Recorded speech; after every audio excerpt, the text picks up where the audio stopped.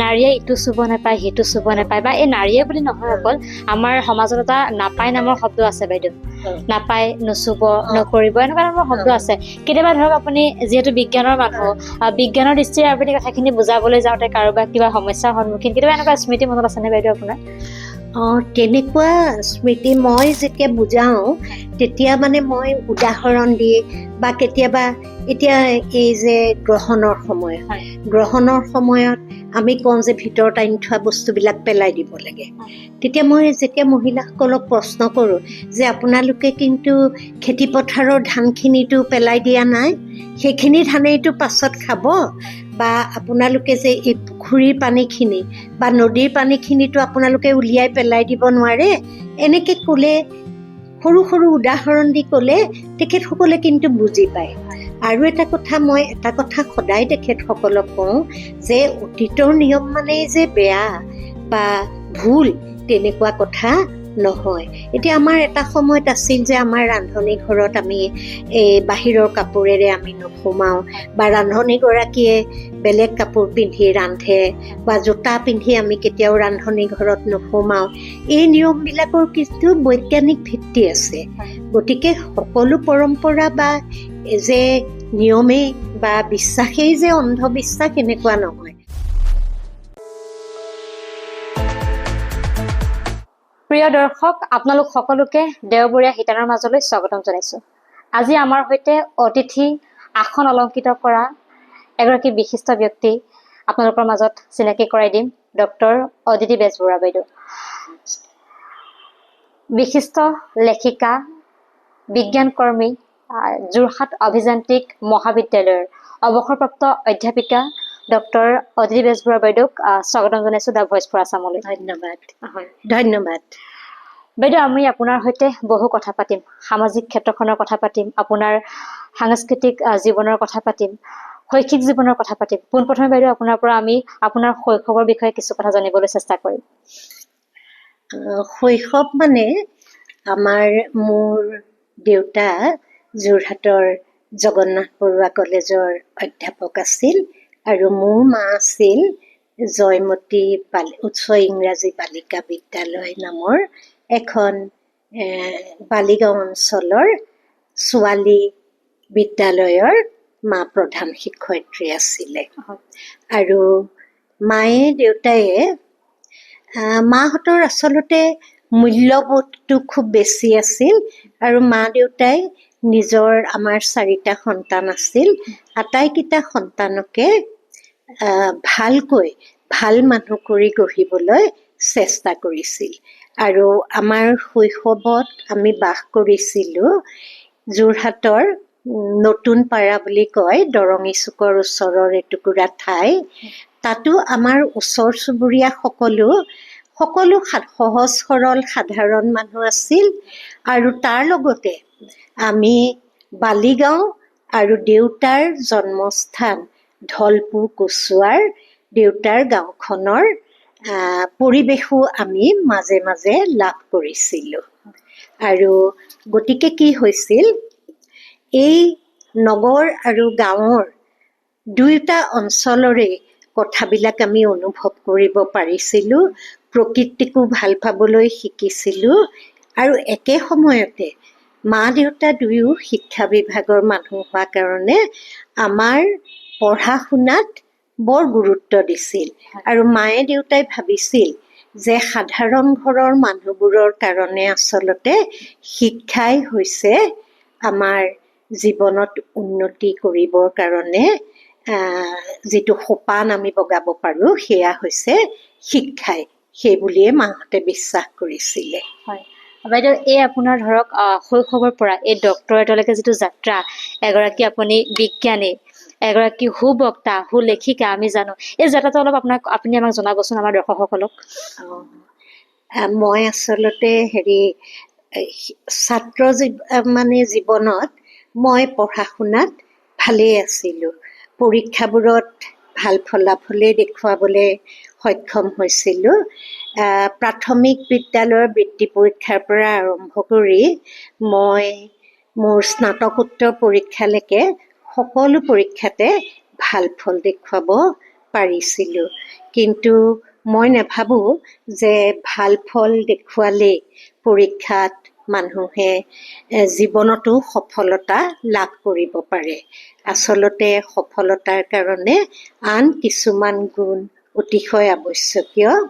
আৰু মই ভাবোঁ যে আমাৰ জিতেন্দ্ৰনাথ গোস্বামী তেখেত এজন বিজ্ঞানী আছিলে। তেখেতে যেতিয়া হায়াৰ ছেকেণ্ডেৰী পৰীক্ষাত প্ৰথম স্থান লাভ কৰিছিল তেতিয়া তেওঁ খুব উৎফুল্লিত হৈছিল, কিন্তু তেওঁৰ দেউতাকে তেওঁক কৈছিল যে তুমি বাৰু মোক এটা প্ৰশ্নৰ উত্তৰ দিয়াচোন, যোৱা বছৰ এই পৰীক্ষাত কোন প্ৰথম হৈছিল? তেতিয়া জিতেন্দ্ৰনাথ গোস্বামীয়ে অলপ ভাবিবলগীয়া হৈছিলে। তেতিয়া তেওঁ অকণমান ৰ'লে। তেতিয়া তেওঁৰ দেউতাকে ক'লে যে মানুহে সদায় ধাৰাবাহিকভাৱে জীৱনত আগবাঢ়ি যাব লাগে। অকল পৰীক্ষাৰ ফলাফলে মানুহৰ জীৱনৰ সফলতা নিৰ্ণয় কৰিব নোৱাৰে। গতিকে তেওঁলোকে কি কৰিব লাগে, মানুহে সদায় পৰিশ্ৰম আৰু লক্ষ্যৰে আগবাঢ়ি যাব লাগে। বাইদেউ, আপোনাৰ প্ৰাথমিক শিক্ষা আৰু মাধ্যমিক শিক্ষা ক'ৰ পৰা কেনেধৰণে আৰম্ভ হৈছিলে? গোটেই শিক্ষা জীৱনৰ কথাখিনি আমাৰ দৰ্শকসকলক আপুনি অকণ জনাব লাগিব। মই আচলতে প্ৰাথমিক শিক্ষাৰ পৰা একেবাৰে হাইস্কুল শিক্ষান্ত পৰীক্ষা দিয়ালৈকে মই যোৰহাটৰ বাল্যভৱন নামৰ এখন মন্তেশ্বৰী বিদ্যালয়ত পঢ়িছিলোঁ। 1950 চনত স্থাপন হোৱা এই বিদ্যালয়খনে আচলতে অসমীয়া যি জনজীৱনৰ শিক্ষাৰ ক্ষেত্ৰত এক বিশেষ গুৰুত্ব এই বিদ্যালয়খনৰ আছে।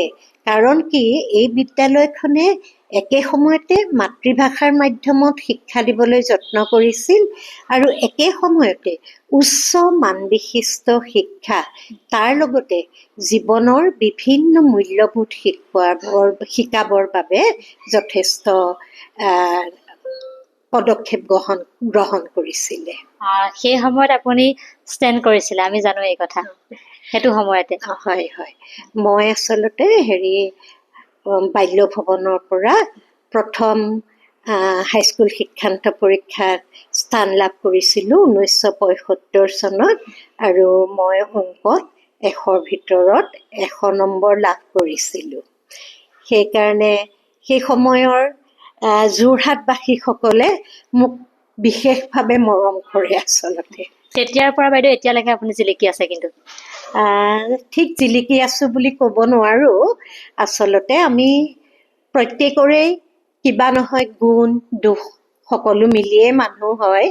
হয়তো মই কিছু সমাজৰ বাবে বৰঙণি যোগাবলৈ কিছু চেষ্টা কৰি আছোঁ। হয়, জটিল বিজ্ঞানৰ কথাবোৰ, আপুনি যিহেতু বিজ্ঞানৰ ছাত্ৰী আছিলে, বিজ্ঞানৰ অধ্যাপিকা আছিলে, কেনেকৈ সাহিত্যলৈ মন মেলিলে বাইদেউ? হয়, আচলতে মই ভাবোঁ যে আজিৰ সমাজখন আমাৰ বিজ্ঞান প্ৰযুক্তি নিৰ্ভৰ সমাজ। গতিকে মই ভাবোঁ যে আমি অকল বিজ্ঞান প্ৰযুক্তিৰ যিবিলাক অৱদান, সেই অৱদানবিলাক ব্যৱহাৰ কৰিলেই নহ'ব। আমি বিজ্ঞানৰ তত্ত্বই হওক বা বিজ্ঞানৰ অন্য কথাবিলাক আমি জানিব লাগিব। যেনেকৈ আজি যদি আমি এখন জ্ঞান বিশিষ্ট সমাজ সৃষ্টি কৰিবলৈ বিচাৰোঁ, তেতিয়াহ'লে বিজ্ঞানক বাদ দি আমি আচলতে আজিৰ যুগত কেতিয়াও আগবাঢ়িব নোৱাৰোঁ। সেইবাবেই মই ভাবিলোঁ যে বিজ্ঞানৰ সৰু সৰু কথাবিলাক মই ছাত্ৰ ছাত্ৰীসকলৰ উদ্দেশ্যে সহজভাৱে লিখিম। কাৰণ মই আগৰে পৰা দেখিছোঁ, মই জ্যোতিৰ পদাৰ্থ বিজ্ঞানত গৱেষণা কৰি ডক্টৰেট ডিগ্ৰী লাভ কৰিছিলোঁ। মই যেতিয়াৰ পৰা মই মহাবিদ্যালয়ত পঢ়িছিলোঁ বা বিশ্ববিদ্যালয়ত অধ্যয়ন কৰিছিলোঁ, তেতিয়াৰ পৰাই মই দেখিছিলোঁ যে ছাত্ৰ ছাত্ৰীসকলে বিজ্ঞানৰ এই কথাবিলাক, বিশেষকৈ মহাকাশ অভিযানেই হওক বা বহিৰ্বিশ্বতনো কি আছে বা কেনেদৰে এই যে বাহিৰৰ পৃথিৱীখনৰ কথা, এইবিলাক জানিবলৈ ল'ৰা ছোৱালীবিলাকে বৰ ইচ্ছা কৰে। বিশেষকৈ এইবিলাক যে আমি কওঁ ব্লেক হোলটো অসমীয়াত আমি কওঁ কৃষ্ণ গহ্বৰ, সেইবিলাক বিষয়ে জানিবলৈ ল'ৰা ছোৱালীবিলাকে খুব ইচ্ছা কৰে। কিন্তু অসমীয়া ভাষাত ইমান বেছি কিতাপ সহজভাৱে লিখা তেওঁলোকৰ বাবে নাই, দুই এখন হয়তো আছে। গতিকে মই তেওঁলোকৰ বাবে প্ৰথমতেই মই জোনবাই নামৰ এখন কিতাপ লিখিলোঁ, তাৰ পাছত মই মহাকাশ অভিযান নামৰ এখন কিতাপ লিখিলোঁ। আৰু মই জীৱনত যিবিলাক কথা ভাল পাওঁ বা যিবিলাক কথা আমাৰ শিশুহঁতে সৰুৰে পৰা অনুশীলন কৰা প্ৰয়োজন বুলি ভাবোঁ, সেই কথাবিলাক মই তেওঁলোকৰ মাজলৈ লৈ যাবলৈ বিচাৰিলোঁ। আৰু তাৰ বাবে মই তেওঁলোকৰ বাবে কিছু লিখা মেলা কৰিবলৈ আৰম্ভ কৰিলোঁ। প্ৰত্যেক মানুহে নিজৰ বক্তব্য ক'বলৈ হয়তো বেলেগ বেলেগ মাধ্যম ব্যৱহাৰ কৰে। মই দুটা মাধ্যমেই ব্যৱহাৰ কৰোঁ। এটা হৈছে মই বক্তৃতা, সৰু ল'ৰা ছোৱালীৰ কাৰণেই হওক বা অন্যৰ কাৰণেই হওক, মই সহজ ভাষাত বক্তৃতা দি ভাল পাওঁ। তেওঁলোকক একোটা বিষয়ে অৱগত কৰি ভাল পাওঁ আৰু একে সময়তে মই লিখা মেলা কৰি ভাল পাওঁ। সেয়াই আৰু। বাইদেউ, অন্ধবিশ্বাস আৰু কুসংস্কাৰ এতিয়াও সমাজত প্ৰচলিত হৈ আছে। হয়। বিজ্ঞানৰ লেখাবিলাকে, যিহেতু আপুনি বিজ্ঞানৰ বিষয়ে লিখে বা অন্য ধৰণৰ কথাবিলাক লিখে, বিজ্ঞানৰ লিখাবিলাকে কিবা বিশেষ প্ৰভাৱ পেলায় বুলি ভাবে নে, বা কেনেদৰে প্ৰভাৱ পেলায় বুলি আপুনি ভাবে? আচলতে লেখাবোৰে কিছুমান মানুহক হয়তো প্ৰভাৱান্বিত কৰিব পাৰে, কিন্তু একে সময়তে আমি যদি গাঁৱলীয়া সমাজখনত বা আমাৰ ছাত্ৰ ছাত্ৰীসকলক সৰুতে বিজ্ঞানৰ কথাবিলাক বুজাই দিব পাৰোঁ, তেতিয়াহ'লে কিন্তু সমাজৰ পৰা অন্ধবিশ্বাস দূৰ হ'ব পাৰে বুলি মই বিশ্বাস কৰোঁ। কাৰণ এটা কথা ঠিক যে অন্ধবিশ্বাস কিন্তু সমাজত এতিয়াও আছে, প্ৰচলিত হৈ আছে। এটা সময় আছিল যেতিয়া মানুহে বিশ্বাস কৰিছিল যে তিৰোতা মানুহে যদি কিতাপ পঢ়ে তেতিয়াহ'লে তেওঁলোক বিধৱা হ'ব, এনেকুৱা ধৰণৰ অন্ধবিশ্বাসো প্ৰচলিত আছিল। বা বিভিন্ন ক্ষেত্ৰত, নাৰীসকলৰ ক্ষেত্ৰত, বিধৱা নাৰীসকলৰ কাৰণে বিভিন্ন অন্ধবিশ্বাস, তেনেকৈ বিভিন্ন ক্ষেত্ৰত আমাৰ বিভিন্ন পৰিঘটনালৈয়ে হওক বা অনেক ধৰণৰ ক্ষেত্ৰত, এতিয়া মই সেইবিলাকলৈ যাবলৈ সময় নহ'ব, কিন্তু তেনেকুৱা ধৰণৰ বহুত অন্ধবিশ্বাস আমাৰ মাজত প্ৰচলিত আছে। গতিকে মই অন্ধবিশ্বাস আৰু কুসংস্কাৰৰ বিৰুদ্ধে প্ৰায় এখন যুঁজ দিয়াৰ দৰেই হৈছে। কাৰণ ইতিমধ্যে মই প্ৰায় 700ৰো অধিক বক্তৃতা প্ৰদান কৰিছোঁ। বিভিন্ন ঠাইত, বিদ্যালয়ত, স্বেচ্ছাসেৱী সংগঠনত বা বিভিন্ন ক্ষেত্ৰত মই বক্তৃতা প্ৰদান কৰোঁ। আৰু মই দেখিছোঁ যে ছাত্ৰ ছাত্ৰীসকলে কোৱা কথাবোৰ কিন্তু তেওঁলোকে গুৰুত্ব সহকাৰে লয়। মই কেতিয়াবা তেওঁলোকক কওঁ যে তোমালোকক যে গধূলি বেজিৰে চিলাব নালাগে বুলি কয়, সেইটো বাৰু কুসংস্কাৰ নে যে বিশ্বাস, বা সেইটো কেনেকুৱা ধৰণৰ বিশ্বাস? তেতিয়া তেওঁলোকে মই কোৱা কথাকেই আকৌ মোক উল্টাই কয় যে এইটো আচলতে কুসংস্কাৰ নহয়, আগৰ দিনত পোহৰ কম আছিলে, গতিকে আন্ধাৰত বেজিৰে কিবা কাপোৰ কানি চিলাবলৈ হ'লে কি হয়, কেতিয়াবা মানুহক খুচিব পাৰে, আঘাত পাব পাৰে, সেইবিলাক কথা তেওঁলোকে এতিয়া বুজিবলৈ শিকিছে। অৰ্থাৎ আমি আমাৰ পৰম্পৰা বা বিশ্বাসৰ পৰা কেতিয়াও আঁতৰি আহিব নোৱাৰোঁ, কিন্তু সেই পৰম্পৰা আৰু বিশ্বাস আজিৰ যুগৰ লগত খাপ খোৱা হ'ব লাগিব। আৰু তাক আমি কি কৰিব লাগিব, চালি জাৰি চাই সেই বিশ্বাসবোৰৰ ভিত্তিবোৰো আমি বিচাৰ কৰি চাব লাগিব। গতিকে এটা কথা ঠিক, কিন্তু অন্ধবিশ্বাসে এতিয়া আকৌ নতুন সাজ পিন্ধি লৈছে। আগৰ অন্ধবিশ্বাসবোৰ চিধা চিধি অন্ধবিশ্বাস আছিল, এতিয়া কিন্তু আমি আকৌ অন্ধবিশ্বাসবোৰক আধুনিকতাৰ পোচাক পিন্ধাই আকৌ অন্ধবিশ্বাসবোৰ আমাৰ সমাজলৈ লৈ আহিব খুজিছোঁ। হয়, বৰ্তমান বাইদেউ ছ'চিয়েল মিডিয়াৰ যুগ, ডিজিটেল মাধ্যমৰ যুগ। ছাত্ৰ ছাত্ৰীসকলক বা নৱপ্ৰজন্মক অন্ধবিশ্বাসৰ পৰা আঁতৰাই আনি কিদৰে আমি বিজ্ঞানমুখী যাত্ৰালৈ আগবঢ়াই লৈ যাব পাৰোঁ, আপুনি কি বুলি ভাবে কথাবিলাক? নিশ্চয়কৈ আমি যদি এইবিলাক কথা আমাৰ সামাজিক মাধ্যমত আলোচনা কৰোঁ, আৰু আজিকালি ছাত্ৰ ছাত্ৰীসকলে কিতাপ নপঢ়ে বুলি বহুতে অভিযোগ কৰে, কিন্তু এটা কথা ঠিক, ছাত্ৰ ছাত্ৰীসকলে কিন্তু পঢ়া শুনা কৰে। তেওঁলোকে হয়তো আগৰ দৰে কিতাপত নপঢ়িব পাৰে, কিন্তু তেওঁলোকে পঢ়া-শুনা পঢ়া শুনা যথেষ্ট কৰে, তেওঁলোকে ডিজিটেল মাধ্যমতে পঢ়া শুনা আগবঢ়াই লৈ গৈছে, তেনেকুৱা ধৰণৰ কথা আছে। গতিকে আমি ডিজিটেল মাধ্যমক ব্যৱহাৰ কৰিব পাৰোঁ। আচলতে প্ৰত্যেকটো মাধ্যমেই আমি ব্যৱহাৰ কৰি অন্ধবিশ্বাস দূৰ কৰাৰ ক্ষেত্ৰত ব্যৱহাৰ কৰিব পাৰোঁ। কিন্তু একে সময়তে যদি আমাৰ গণমাধ্যমত কোনোবাই কয় যে আপুনি অমুকক চাউল খোৱালেই আপোনাৰ সকলো অসুখ অশান্তি দূৰ হৈ যাব, সেই কথাবিলাক কিন্তু আমি বিশ্বাস কৰিলে নহ'ব। আৰু সেইবিলাকৰ পৰা আমি ছাত্ৰ ছাত্ৰীসকলক আঁতৰাই আনিবৰ কাৰণে তেওঁলোকক কিছু মানে মৌলিক জ্ঞান দিয়াৰ প্ৰয়োজন আছে বুলি মই অনুভৱ কৰোঁ। আপুনি বিভিন্ন ধৰণৰ বিজ্ঞানৰ ওপৰত বক্তব্য আগবঢ়ায়। আপুনি এগৰাকী সুবক্তা যিহেতু আমি জানো এই কথা। আৰু ধৰক বিভিন্ন ধৰণৰ সমাজৰ হৈ কিছু কথা আপুনি মন্তব্য প্ৰকাশ কৰে। এই যে আপোনাৰ ভাষণ শুনি মানুহে শুনি ভাল পায়, আপোনাক বক্তা হিচাপে যোৰহাটৰ বহু মানুহে বিচাৰে, যোৰহাটৰ বুলিয়ে নহয় বহু ঠাই মানুহে যে বিচাৰে, এই শ্ৰোতাক আকৰ্ষণ কৰিব পৰা আঁৰৰ মন্ত্ৰটো কি বাইদেউ? সেইটো মই কেতিয়াও ভাবি চোৱা নাই, কিন্তু এটা কথা ঠিক যে মই কথাবিলাক বৰ জটিলকৈ নকওঁ। মই যেতিয়া ছাত্ৰ ছাত্ৰীসকলক বক্তৃতা দিওঁ, তেওঁলোকক আচলতে মই কিছুমান সাধু কথা বা গল্পৰে সৈতে তেওঁলোকক মই বুজাবলৈ যত্ন কৰোঁ, তেতিয়া তেওঁলোকে সহজে বুজি পায়। আৰু আমাৰ ছাত্ৰ ছাত্ৰীসকলে বহুত সময় মনোযোগ দিব নোৱাৰে, কিন্তু যেতিয়া তেওঁলোকক হাঁহি ধেমালি কৰি বা তেওঁলোকৰ লগত মই অকণমান তেওঁলোককো অংশগ্ৰহণ কৰাওঁ, মোৰ বক্তৃতাটো যেতিয়া তেওঁলোকক মই বিভিন্ন প্ৰশ্ন সোধোঁ, তাৰ উত্তৰ দিব পাৰিলে মই তেওঁলোকক ভালদৰে সকলোৰে আগত পৰিচয় কৰাই দিওঁ, সেইবিলাক কাৰণে হয়তো ছাত্ৰ ছাত্ৰীসকলে মোক ভাল পায়।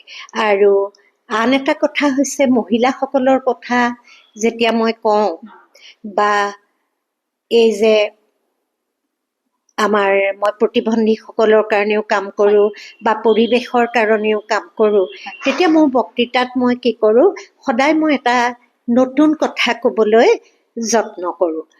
হয়তো মই ইমান সফলতা লাভ নকৰিবও পাৰোঁ, কিন্তু এটা কথা ঠিক যে মই চেষ্টা কৰোঁ অন্ততঃ কিবা এটা নতুন কথা তেওঁলোকক জনাবলৈ।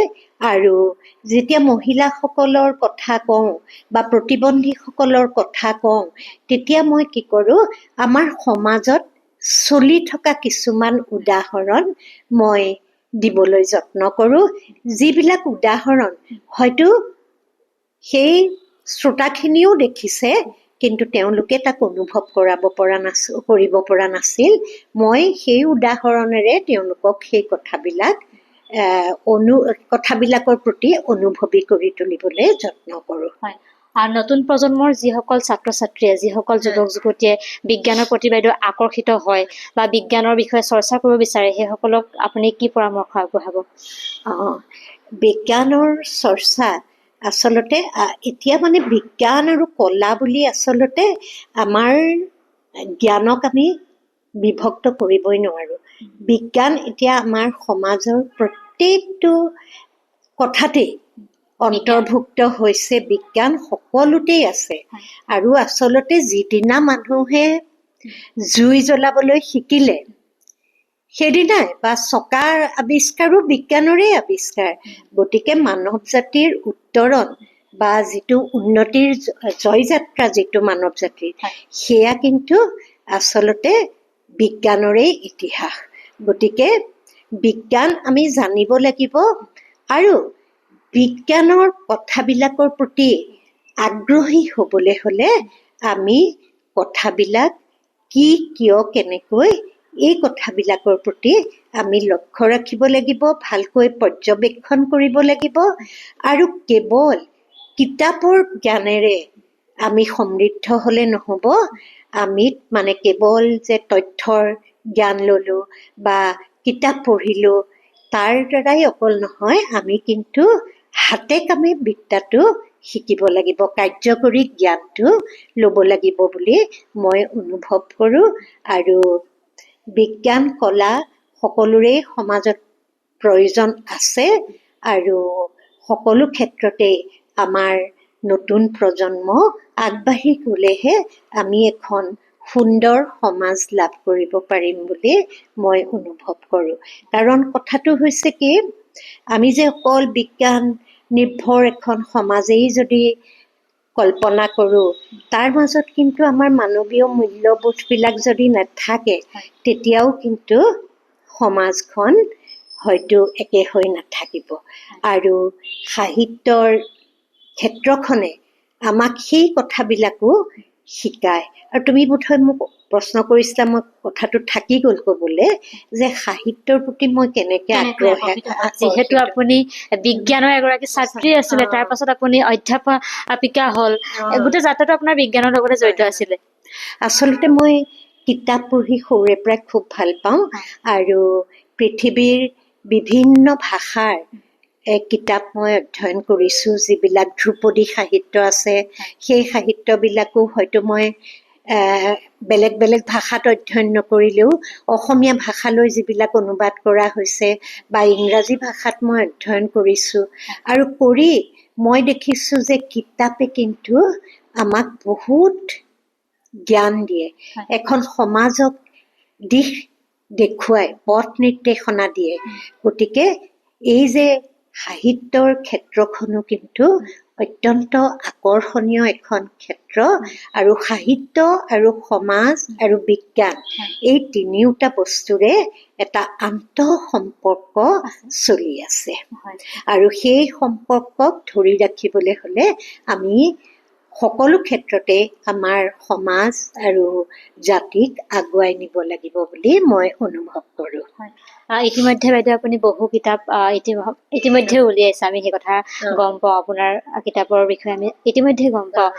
কিমানখন কিতাপ এতিয়ালৈকে আপুনি? মোৰ এতিয়ালৈকে 15খনমান কিতাপ ওলাইছে, আৰু 2খনমান মানে প্ৰকাশৰ পথত আছে।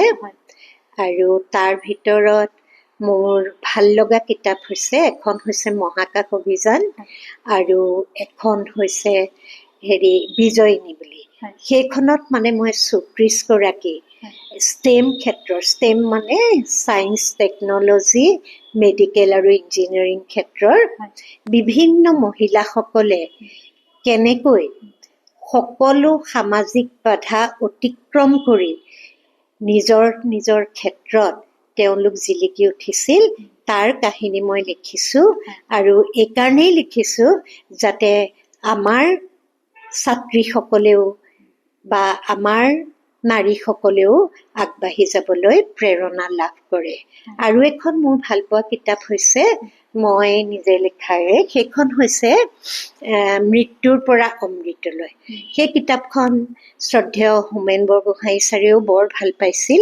তেখেতে, মই আচলতে ভোজত এটা ভূমিকম্প হৈছিল, তেতিয়া চাগে তোমালোক জন্ম হৈছা নাই মই নাজানো, সেই সময়ত সেই ভূমিকম্পৰ পটভূমিত মই এখন উপন্যাস লিখিছিলোঁ। আৰু তাত মই মানৱীয় মূল্যবোধ, কেনেকৈ মানুহে মানে মানুহৰ যিবিলাক ভাৱ চিন্তা, সেই এটা বিপদৰ সময়ত কেনেকৈ পৰিচালিত হয়, সেইবিলাক কথাও দেখুৱাবলৈ যত্ন কৰিছোঁ। আৰু সেই কিতাপখন মোৰ ইংৰাজীলৈ অনুবাদো হৈছে, এছেছ টু ইটাৰ্নিটি বুলি। সেইখনো এখন মানে মোৰ বৰ নিজৰে ভাল লগা কিতাপ। আৰু মোৰ প্ৰথম কিতাপখন আছিল জোনবাই বুলি। সেই এনেকৈ আৰু বিভিন্ন কিতাপ লিখি আছোঁ। আৰু প্ৰকৃতিৰ ক্ষেত্ৰতো মই বহুত লিখিছোঁ, কেইবাখনো কিতাপ মই সম্পাদনাও কৰিছোঁ। অসমৰ প্ৰাকৃতিক সম্পদ বুলি মই প্ৰায় 450 পৃষ্ঠাৰ এখন কিতাপ সম্পাদনা কৰিছোঁ। তাত অসমৰ প্ৰাকৃতিক সম্পদবিলাকৰ মানে নথিভুক্ত কৰিবলৈ চেষ্টা কৰা হৈছে। আৰু এখন কিতাপ তেনেকৈ পানী আৰু আমি বুলি, পানী যে আমাৰ কিমান প্ৰয়োজনীয় সেই কথাবিলাকো মই অন্তৰ্ভুক্ত কৰিছোঁ, সেইখনো মই সম্পাদনা কৰিছোঁ। এনেকৈ লিখিছোঁ, সম্পাদনা কৰিছোঁ, আৰু বহুত কিতাপত মোৰ প্ৰবন্ধ অন্তৰ্ভুক্ত হৈছে। বাইদেউ, আপুনি এটা কথা উল্লেখ কৰিলে যে অলপ কিছুদিন আগত আপুনি এখন কিতাপৰ সম্পাদনা কৰিবলৈ যিহেতু কাম কৰি আছে, এটা কথা উল্লেখ কৰিছে যে এই নাৰীসকলক লৈ বিশেষ কিবা লিখা বুলি আপুনি আমাক কৈছে। ধৰি লওক, নাৰীয়ে এইটো কৰিব নাপায়, এইটো কৰিব নাপায়, এনেকুৱা ধৰণৰ বহু বাৰ্তা আমি পাওঁ মানে সমাজত। এই বস্তুৰ বাইদেউ কেনেকে লয় আপুনি? আপুনি যিহেতু এগৰাকী সফল নাৰী বুলিয়ে মই মুহূৰ্তত ক'বলৈ বিচাৰিছো। হয়, মই কিছুমান কথা একেবাৰেই বিশ্বাস নকৰোঁ। যেনেকে মাইকী মানুহে তুলসী গছৰ পাত ছিঙিব নোৱাৰে, কোমোৰা কাটিব নালাগে, এই কথাবিলাক মই একেবাৰেই বিশ্বাস নকৰোঁ। আৰু প্ৰতিটো ক্ষেত্ৰতে সমাজে নাৰীৰ প্ৰতি যিবিলাক বাধা নিষেধ আৰোপ কৰে, সেইবিলাক মই সমৰ্থন নকৰোঁ। আৰু কথা হৈছে, মই এই বুলিয়েই ভাবোঁ আচলতে নাৰীৰ স্বাধীনতাটো আচলতে এইটো এইটো আমি কি কওঁ, মানৱ অধিকাৰ। যিবিলাক অধিকাৰ নাৰীক সমাজে দিব নোখোজে, সেইবিলাক কিন্তু মানৱ অধিকাৰ। বহুত দিনৰ আগৰ এটা ঘটনা, দীঘল হৈছে যদি মই নকওঁ বাৰু, নাই হোৱা ন? তেতিয়াহ'লে কথাটো কি, 1840 চনত এই ইংলেণ্ডত এখন কনভেনশ্যন হৈছিল, মানে সন্মিলন এখন হৈছিল। তালৈ মানুহবিলাক গৈছিলে বিভিন্ন ঠাইত। সেই সন্মিলনখন কিহৰ বিষয়ে আছিল? দাস প্ৰথা বিৰোধী। দাস প্ৰথা বিৰোধী সন্মিলনখনলৈ আমেৰিকাৰ পৰাও বহুত পুৰুষ মহিলা গৈছিল। বহুত নহয়, কিছু পুৰুষ মহিলা গৈছিল তাত যোগ দিবলৈ। কিন্তু তাত গৈ যেতিয়া তেওঁলোক উপস্থিত হ'লগৈ, তাত যিসকল পৃথিৱীৰ মানুহে বা নেতাই দাসসকলৰ স্বাধীনতাৰ কাৰণে, এই যে দাসসকলক কিনা বেচা কৰা হয়, তেওঁলোকৰ স্বাধীনতাৰ কাৰণে অনবৰতে মাত মাতি আছিল, সেইবিলাক সন্মিলন অনুষ্ঠিত কৰিছিল, সেই একেখিনি মানুহেই কিন্তু ঘৰৰ মহিলাসকল তাত বহাটোত, তেওঁলোকে তাত মাত মতাটোত আপত্তি কৰিলে।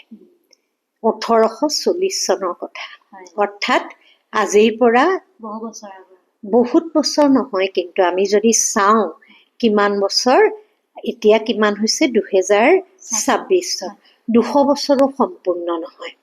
তেতিয়াও ইংলেণ্ডৰ এখন সভাত মহিলাসকলে বহিবলৈ সুবিধা পোৱা নাছিল। কিন্তু আজি আমি বহুদূৰ পাৰ হৈ আহিলোঁ, আৰু সেই দাস প্ৰথা সন্মিলনত যোগ নিদিয়াকৈয়ে আমেৰিকাৰ কেইগৰাকীমান মহিলা ঘূৰি আহিলে, আৰু আহি তেওঁলোকে মহিলাসকলৰ অধিকাৰৰ সম্পৰ্কে আমেৰিকাত এক আন্দোলনৰ, নাৰীবাদী আন্দোলনৰ সূচনা কৰিলে। আৰু তাৰেই ফলশ্ৰুতিত আজি আমি আমি অৱশ্যে ভাৰতবৰ্ষত আমাৰ সংবিধানে আমাৰ পুৰুষ আৰু নাৰীক সকলো ক্ষেত্ৰতে সমান অধিকাৰ আৰম্ভণিৰ পৰাই দিছে। কিন্তু এটা কথা, সেই সময়ত কিন্তু আমাৰ চন্দ্ৰপ্ৰভা শইকীয়ানীও, তেওঁ স্বাধীনতা আন্দোলনত যোগ দিব লাগে মহিলাসকলে, কিন্তু তেওঁলোকে একেলগে বহাৰ পৰ্দাৰ আঁৰতহে বহিবলৈ পাইছিলে। চন্দ্ৰপ্ৰভা শইকীয়ানীয়ে পৰ্দা ঠেলি মানুহৰ মাজলৈ ওলাই আহিছিলে। গতিকে এইবিলাক কথা আমি নিশ্চয় ইয়াৰ প্ৰতিবাদ কৰিব লাগিব। কিন্তু সেইবুলি মই এটা কথা সৰ্বান্তকৰণেৰে বিশ্বাস কৰোঁ, অকল নাৰীৰ ক্ষেত্ৰতেই নহয়, পুৰুষৰ ক্ষেত্ৰতো মই এইটো কথা বিশ্বাস কৰোঁ যে মানুহৰ স্বাধীনতা কেতিয়াও স্বেচ্ছাচাৰিতাত পৰিণত হ'ব নেলাগে। আৰু পুৰুষ আৰু নাৰী হিচাপে নেভাবি আমি এটাই কথা ভাবিব লাগে যে আমি হৈছোঁ মানুহ। প্ৰত্যেকেই প্ৰধানত আমি এটা মানৱ সত্তা, পুৰুষো মানৱ সত্তা, নাৰীও সত্তা। গতিকে প্ৰত্যেকেই প্ৰত্যেকৰ সহযোগিতাৰেহে আমি আগবাঢ়ি যাব পাৰোঁ সমাজখনত। আমাৰ বিবেকানন্দইও এটা কথা কৈ থৈ গৈছিল যে আমাৰ সমাজখনৰ দুখন ডেউকা হৈছে পুৰুষ আৰু নাৰী। গতিকে পুৰুষে যদি বহুত ওপৰলৈ উৰিবও বিচাৰে, যদি ইখন ডেউকা ভাঙি থাকে, তেতিয়া কিন্তু আগবাঢ়ি যাব নোৱাৰিব। গতিকে এই কথাবিলাক আমি গুৰুত্ব সহকাৰে ল'ব লাগে। আৰু আমাৰ 2000 চনত আমাৰ কিছুমান মিলেনিয়াম গ'ল লোৱা হৈছিল, সহস্ৰাব্দৰ লক্ষ্য বুলি। তাৰপাছত আমাৰ 2030ৰ কাৰণে কিছুমান সংবহনশীল আমি লক্ষ্য স্থিৰ কৰি লৈছে সমগ্ৰ পৃথিৱীৰ এইটো ৰাষ্ট্ৰসংঘৰ উদ্যোগত। এতিয়া সেইবিলাকতো ক্ষেত্ৰতো দেখা যায় যে গোটেই পৃথিৱীয়ে কিন্তু বুজি উঠিছে যে মহিলাসকলৰ উন্নতি নহ'লে কিন্তু আমাৰ সামগ্ৰিকভাৱে আমাৰ সমাজৰ উন্নতি হ'ব নোৱাৰে। গতিকে আমাৰ যে সেই মহাপুৰুষে কৈ থৈ গৈছিল, পুৰুষ নাৰী একমতি হ'লেহে সকলো কথা সমাধা হ'ব, সেই কথা মই বিশ্বাস কৰোঁ।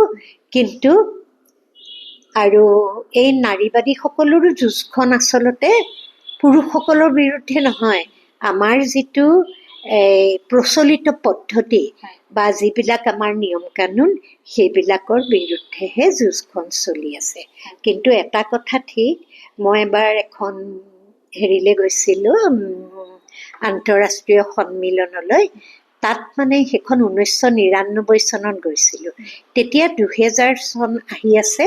তেতিয়া সকলোৱে কৈছিল যে নেক্সট সহস্ৰাব্দটো মহিলাৰ সহস্ৰাব্দ হ'ব। তেতিয়া মানে হিষ্ট্ৰীটো হাৰ্ড ষ্টৰী হ'ব বুলি কৈছিলে। কিন্তু মই বিশ্বাস কৰোঁ যে হিষ্ট্ৰী কি হ'ব লাগে, হিষ্টৰীও হ'ব নালাগে, হাৰ্ড ষ্টৰীও হ'ব নালাগে, হিষ্ট্ৰী হ'ব লাগে হিউমেন ষ্টৰী, অৰ্থাৎ মানুহৰ ইতিহাস। আৰু মানুহ মাতে কেৱল পুৰুষো নহয়, কেৱল নাৰীও নহয়, পুৰুষ নাৰী একেলগেই আমি মানুহ। বাইদেউ শেষৰ ফালে আহিছোঁ। আমাৰ আপোনালোকৰ কথা পাতি খুবেই ভাল লাগিছে, কিন্তু আমি চমু কৰিব লাগিব। কিবা দৰ্শকসকলৰ উদ্দেশ্যে কিবা ক'ব নেকি বাইদেউ? দ্য ভইচ ফৰ আছামৰ দৰ্শকসকলে আপোনাৰ পৰা কিবা এটা বিচাৰিব নহয়? মই ইমান ডাঙৰ মানুহো হোৱা নাই যে মই দৰ্শকসকলক কিবা এটা ক'ব পাৰিম। মই জানো যে দৰ্শকসকলৰ মাজৰ বহুতেই হয়তো মোৰকে গুণী জ্ঞানী, আৰু মোৰ হয়তো জ্ঞান নিচেই সীমাবদ্ধ আৰু অভিজ্ঞতাও সীমিত। কিন্তু বয়সৰ লেখেৰে মই এতিয়া জীৱনৰ এটা পৰ্যায় পাৰ হৈ আহিছোঁ। গতিকে মই অনুভৱ কৰোঁ যে আমাৰ সমাজখন ধুনীয়া কৰিবলৈ হ'লে আমি যে ভাবোঁ যে এইনো সৰু সৰু কামবোৰ কৰি কি হ'ব, আচলতে আমি প্ৰত্যেকেই যদি সমাজখনৰ কল্যাণৰ কাৰণে অকণমান অকণমান কাম কৰোঁ, তেতিয়াহ'লে আমি যে সেই সৰুতে কবিতাটো পঢ়িছিলোঁ, এটোপ দুটোপ কৰি ডাৱৰৰ পানী পৰি ভৰি গ'ল বহল সাগৰ, তেনেকৈয়ে আমি প্ৰত্যেকেই কৰা অকণ অকণ ভাল কামেৰে আমাৰ পৃথিৱীখন সুন্দৰ হৈ উঠিব, আৰু নতুন প্ৰজন্মৰ কাৰণে আমি এখন বাসোপযোগী সুন্দৰ পৃথিৱী এৰি থৈ যাব পাৰিম।